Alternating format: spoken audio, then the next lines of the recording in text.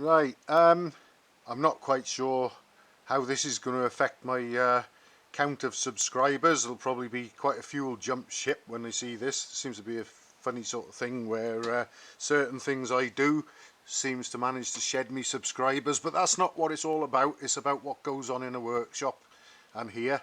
And this one, yeah, I know I'm taking risks, and it could be very irresponsible of me, and don't do this at home and you'll ruin that bike and all sorts of things, but I'm going to do it. I think I could possibly be onto something, and that's why I'm doing this. Now, my original thoughts were that possibly the non-adjustable primary chain might be worn and have too much slack in it, and when we're in first gear under load, this jumping or snatching that I'm feeling might have been down to that, jumping the engine sprocket, perhaps jumping a tooth through the slack of the chain, but I'm not so sure. But another thing that I've noticed, and I've just had a trial run on the bike lift actually, and I've got the rear brake adjuster screwed up hard. The brake is on hard, and I've had a trial run of what I'm going to demonstrate. I've noticed that since I made my adjustments of the rear wheel, and obviously I adjusted the chain to acceptable levels of slack and movement, more slack has developed. But I've just run the bike against the brake and made this jumping sensation happen again, and I noticed that the rear chain is even looser. So I'm just going to leave things alone.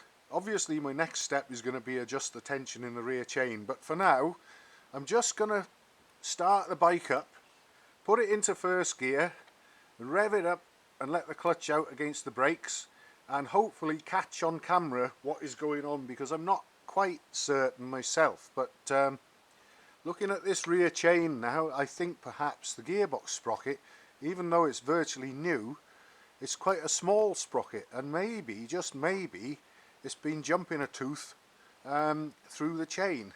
But let's see if we can catch it on camera and actually get a whiff of what's going on. So this, like I say, is not going to be to everybody's taste, and obviously it's going to be frowned upon by some, but I need to know, and the owner needs to know, and he's given me permission to do this, so let's get on with it and do it.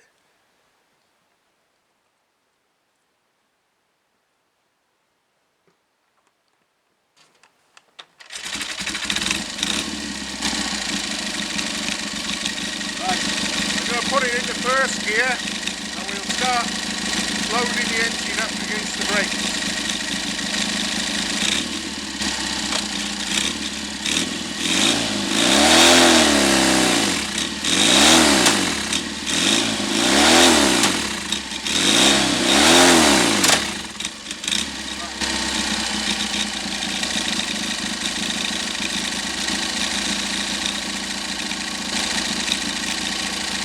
I got it to happen a few times there, so I'm not going to keep on doing it, because obviously I know it's not good for whatever it is.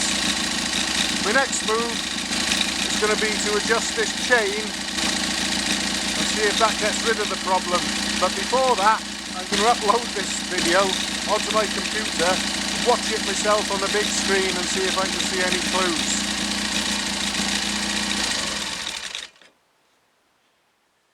Wouldn't it be nice if all I had to do was adjust the rear chain tension and that'll get rid of the problem?